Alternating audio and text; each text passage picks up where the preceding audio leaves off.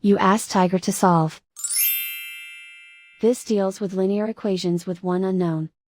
The final result is f equals -4. Let's solve it step by step. Simplify the expression. Expand the parentheses. Simplify the arithmetic. Group all constants on the right side of the equation. Add 18 to both sides. Simplify the arithmetic.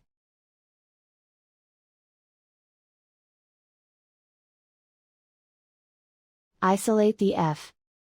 Divide both sides by 3. Simplify the fraction. Find the greatest common factor of the numerator and denominator. Factor out and cancel the greatest common factor. And so the final result is f equals -4.